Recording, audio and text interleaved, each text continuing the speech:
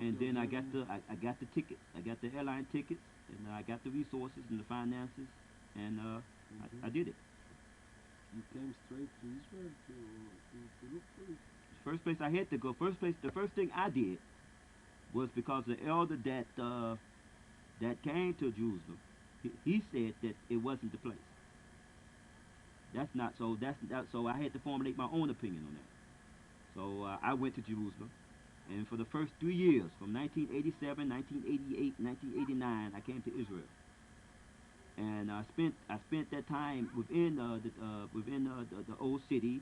I stayed in the Y. The first place I came into Israel, I stayed in the YMCA right across the street from the King David Hotel. Yeah. And then I stayed in then I stayed in the second years. I think I stayed in the old city and hostels there in the old city. Third year I came and I stayed in the hostels up on Mount Olive. And I did videotapes, I did pictures, I did a whole outline. I sat there and read the scriptures, and I examined the place and did the tour thing, and I came to the conclusion that the elder did that it was not the place. Okay. So at that point, I said to myself, well, I have to understand if this is not the place, then maybe this is not the land. Some of my people felt that the original land was in South America, and so the whole thing was a big deception and a big lie and everything. So I had to start from step one, examining the scripture to try to verify every step. And one of the first things that I used was the pyramids in Egypt.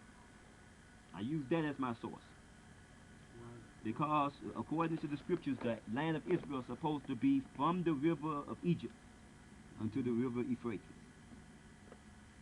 So I said to myself, I'm going to travel the whole of the land, and I'm going to examine everything within the land according to scripture and according to artifacts. You know what I'm saying? So that's when I started Lebanon, then Syria, then Jordan, then Egypt. And then I went down Egypt to Zimbabwe, and then to South Africa. And within this period of time, and within that period of time, I found a Kodesh Kodeshim, or a house of Jah. I found one in Syria. I found one in Zimbabwe, and I found one in Egypt. Really? But the one that I was looking for in the land of Israel, I hadn't found. I had no clue until the year 2000. You reading in the newspaper? I read in the Jewish newspaper that they had found an artifact that mentioned the donations to the temple. What? That's what? They found an artifact, an ancient piece of pottery or stone that mentioned that the temple donation to the temple. It was written in this language, in the Old Hebrew language. Okay. And when I saw it, I was able to read it immediately, and I knew that it was authentic from the style of the writing. Okay. So at that point, I got on the internet and I did my preliminary investigations on and I found that the stone and the information came from Tel Aviv. So then at that point, I did everything. I pulled up everything I could actually find on Tel Aviv itself, and then it came to the point where I actually had to come to do the groundwork. Okay. Before I came,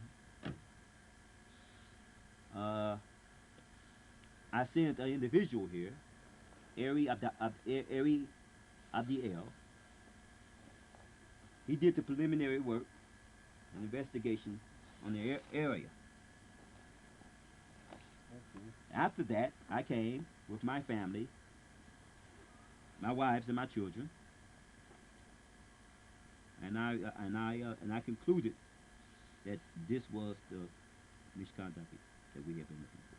In Tel Aviv? What do you mean this was? There are many more, maybe, no? Yes, there are many more. There are many more, but there was only one in this land that was chosen by Hashem, Jah, that all the people were supposed to come to this Just one. one? Just this one. Here? Here. How come you just one? Because originally, One in Syria, one in Egypt? originally the one in Syria, the one in Egypt was historically it wasn't allowed. You follow me? It wasn't stirred. But the one in Syria and the one in Egypt, these were like on the borders of the land. You follow me? So you could go there for cleanliness or whatever. But this one was specifically for the 3 times in a year, where all of the men supposed to come together, present themselves before Jah. This is Jerusalem, the other This Jerusalem? is still Jerusalem, the actual Jerusalem of David. It should be a big city, no? It is. It's surrounding this whole mountain.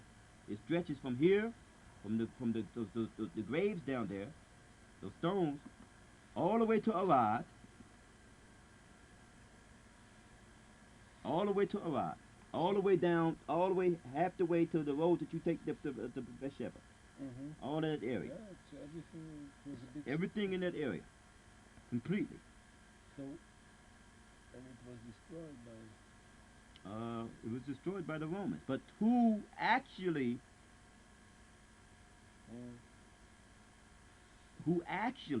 did this thing was an individual called Hadrian. Hadrian. Adrian? Hadrian. He was a Roman. He was a Roman Okay. conqueror. He was a Roman Caesar, and he came here, and he decided that that he wanted to in 70 A.D. when Jerusalem when it was uprising, he got tired of the Jews.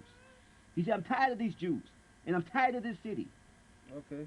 So it was in his mind. He said, "I'm going to cut the Jews off from Jerusalem."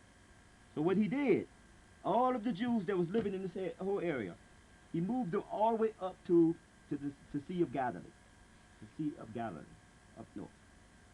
And no Jews was in this whole area for 200 years. He stopped all the Jews in this 70 area for 200 AD? years.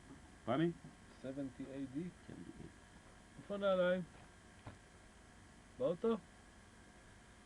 So when you found it, you send it information to the elder. You say I found it. Let me complete this statement, this question to you Yes, first, yeah, because that's this is good information for you right now. You got to check this out. What happened is that after he cut off all of the Jews, then he renamed all of the cities in the whole area. And he renamed this place Aliyah Capratis. What? Elia? Capratis. Aliyah, like you have Aliyah, the Jews returning, Aliyah Aliyah? Capratis. Capratis? And he renamed this city that, and he renamed all the cities different names. He renamed the city, and then, after 300 years later, Constantine came, and he renamed the Jerusalem of the, he renamed the Jerusalem of the Amorite Jerusalem. He renamed that to Jerusalem. But this Jerusalem was still named Aliyah Capratis. Okay. So this is this is all history, and I've been able to prove this. I have the proof of all of this. All right, and then you So this is how the deception. So when the Jews came back in here, the first place they went was to the city that was called, and then they let the Jews come back, and no one knew about this place. Actually, it's interesting because I was talking to Ola, and she would say the Bedouin know. Yeah. She said she talked to some Bedouin. She said we know. And what did the elder? How did they react when you told them you found the place? The elders. They were in disbelief. And Reasons I'm giving you this information in this movie is that I'm going to use you to show them what I found. All right. You understand? Yeah. And they're going to see the movie, and then they will be able to. And this is why I'm trying to get in contact with all the publicity, in order they can see it, they can get the information,